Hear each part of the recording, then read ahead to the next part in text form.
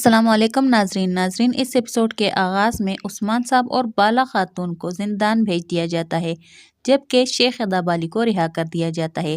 سلطان علاؤالدین شیخ ادابالی کی جانب شرمندگی سے دیکھتے ہوئے مارمارجے قلعے کے اندر داخل ہو جاتے ہیں۔ بینگے خاتون اسمیان سلطانہ کو اسمیان کہہ کر پکارتی ہے کیونکہ بینگے خاتون کو بہت ہی دکھ ہوتا ہے کہ اس کے بھائی کا قاتل اولو اسی قلعے میں موجود تھا اور اسے خبر نہ تھی۔ اسمیان سلطانہ مڑ کر بینگے خاتون کی جانب دیکھتی ہے کہ آخر اسے کیا ہو گیا، یہ کس لہجے میں میرے ساتھ بات کر رہی ہے۔ بینگے خاتون خود پر قابو پاتے ہوئے کہتی ہے، والدہ سلطانہ، کیا آپ مجھے بتانا پسند کریں گی؟ کیا آج صرف عثمان صاحب کا حساب ہونا تھا یا پھر اس شخص کا بھی جس نے میرے بھائی کو بے دردی کے ساتھ شہید کیا؟ وہ آخر میرے قلعے میں کیا کر رہا تھا؟ مجھے ان سوالوں کے جواب چاہیے۔ اسمیان سلطانہ کہتی ہے، فی الحال نہ یہ جگہ اور نہ ہی یہ وقت مناسب ہے کہ میں تمہیں ان سوالوں کا جواب دوں۔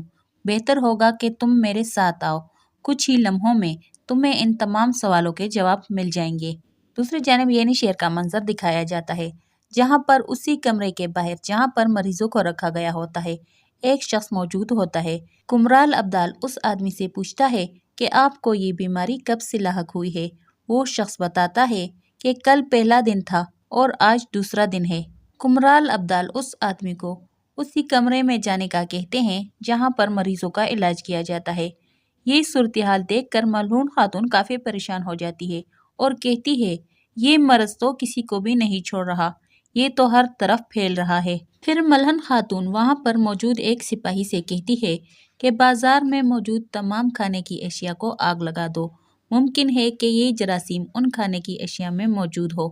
اور پھر کہتی ہے، جو لوگ اپنے گھروں میں محصور ہے اور اس بیماری سے بچے ہوئے ہیں ان کو یہ بتانا کہ وہ اپنے گھروں سے کسی حالت میں بھی باہر نہ نکلے۔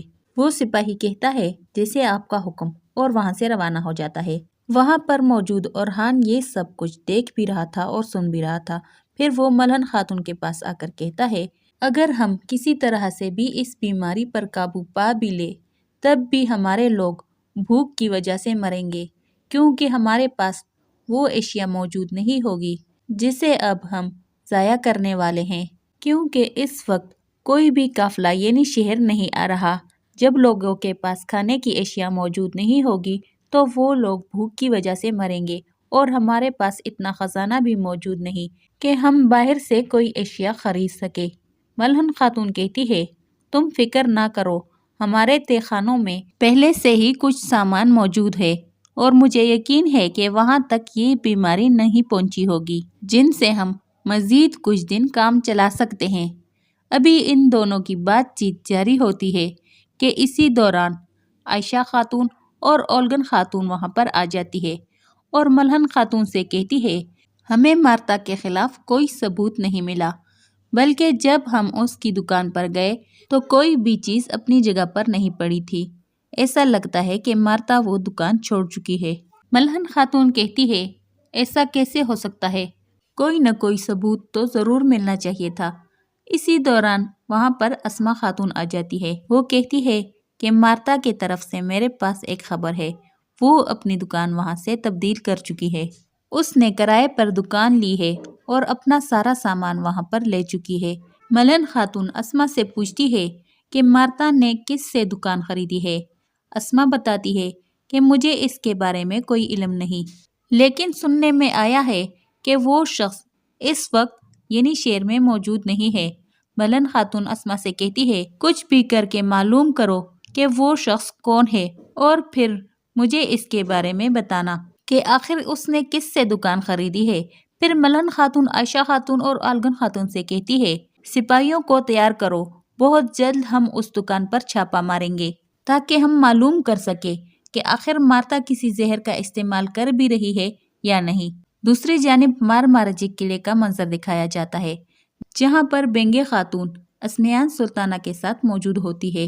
بینگے خاتون نہایت ہی غصے میں اسمیان سلطانہ سے مخاطب ہو کر کہتی ہے، آخر ہمارے ساتھ ایسا کیوں کیا گیا؟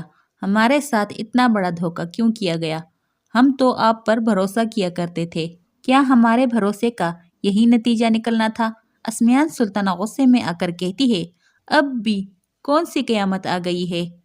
بینگے خاتون اسمیان سلطانہ کی بات کاٹتے ہوئے کہتی ہے، کیا آپ کو معلوم نہیں کہ میرے بھائی کے ساتھ اس اولوف اور کانتا کوزینوس نے کیا کیا تھا؟ آپ نے ہماری پیٹھ میں خنجر کھونپا ہے۔ پہلے آپ نے ہمارے دشمن اولوف کے ساتھ اتحاد کر رکھا تھا اور اب آپ نے اسے ہمارے گھر میں پناہ دے رکھی ہے، یعنی کہ ہمارے قلعے میں اسے رکھا گیا ہے اور ہمیں معلوم بھی نہیں۔ بینگے خاتون نہایت غصے میں بولتی چلی جاتی ہے۔ وہ ایسے بولتی جا رہی ہوتی ہے کہ جیسے اس کے سامنے والدہ سلطانہ نہیں کوئی عام عورت کھڑی ہو۔ وہ والدہ سلطانہ سے کہتی ہے کہ کیا آپ کو معلوم نہیں کہ میرے بھائی کو شہید کرنے کے علاوہ اس اولوف کتے اور کانتا کوزینوس نے میری بیٹی پر اور میرے شوہر پر طرح طرح کے الزامات لگائے۔ ان دونوں کی وجہ سے میرے میاں اور میری بیٹی موت کے منہ سے ایک دفعہ واپس آ کر نکلے ہیں۔ کیا آپ یہ نہیں جانتی تھی؟ جبکہ یہ واضح ہو چکا ہے کہ آپ کس کے ساتھ کھڑی ہے اور کسے دھوکہ دے رہی ہے، تو میں آپ کو بتا دوں کہ آج کے بعد میں کسی بھی کام میں آپ کا ساتھ نہیں دوں گی۔ آج سے ہم دونوں کے راستے الگ الگ، کیونکہ آپ نے اپنے مفاد کے لیے ہمیں استعمال کیا اور ہماری ہر تکلیف کو بھلا دیا۔ اس لیے آج کے بعد آپ کے کسی بھی منصوبے میں بینگے خاتون آپ کا ساتھ نہیں دے گی۔ یہ کہتے ہوئے بینگے خاتون واپس جانے کے لیے مڑتی ہے تو اسمیان سلطانہ پیچھے سے آواز دے کر کہتی ہے، بینگے خاتون، تم اپنی حد سے تجاوز کر رہی ہو۔ تم ایسا کیسے کر سکتی ہو؟ کیا تم سمجھتی ہو کہ کوئی بھی اسمیان سلطانہ سے اتنی آسانی سے منہ موڑ سکتا ہے؟ بینگے خاتون کہتی ہے، مجھے اس بات کی کوئی پرواہ نہیں کہ اب آپ میرے ساتھ کیا کرے گی، لیکن میں نے آپ سے جو کہنا تھا وہ کہہ دیا۔ پھر اسمیان سلطانہ چلا کر کہتی ہے، جب تک میری بات پوری نہیں ہو جاتی تب تک تم یہاں سے نہیں جا سکتی۔ بینگے خاتون کہتی ہے، نہ تو میں نے آپ کی کوئی بات سننی ہے اور نہ ہی سمجھنی ہے۔ لیکن پھر اسمیان سلطانہ بینگے خاتون کو وہاں پر روکنے میں کامیاب ہو جاتی ہے۔ پھر اسمیان سلطانہ کہتی ہے، میں تو تمہیں بہت عقل مند عورت سمجھتی تھی، لیکن تم تو سیاست کے بارے میں کوئی بھی اصول نہیں جانتی۔ تم کیا یہاں پر تو کوئی بھی عورت اتنی عقل مند نہیں جو جان سکے کہ اس وقت اسمیان سلطانہ کے دماغ میں کیا چل رہا ہے؟ کیا تمہیں سیاسی اقدام کے بارے میں کچھ بھی معلوم نہیں؟ بینگے خاتون حیرانی کے ساتھ اسمیان سلطانہ کی جانب دیکھ رہی ہوتی ہے۔ اسمیان سلطانہ کہتی ہے، میں تو یہ سوچ کر حیران ہو رہی ہوں کہ آخر تم کسی سردار کی بیوی کیسے ہو سکتی ہو؟ تم تو سیاست کے بارے میں کچھ بھی نہیں جانتی۔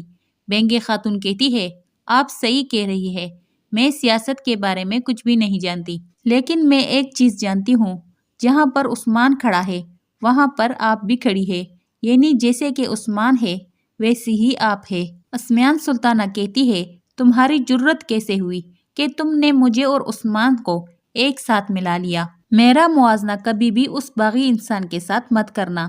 اور تم کیا سمجھتی ہو کہ میں کچھ نہیں جانتی کہ اولوف نے ماضی میں کیا کچھ نہیں کر رکھا؟ لیکن میری سوچ کو سمجھنے کی کوشش کرو۔ اسی جگہ پر اس ایپیسوڈ کی اینڈ ہو جاتی ہے۔ آپ لوگوں سے گزارش ہے کہ ہمارے چینل کو سبسکرائب کریں اور ویڈیو کو لائک کریں۔ شکریہ۔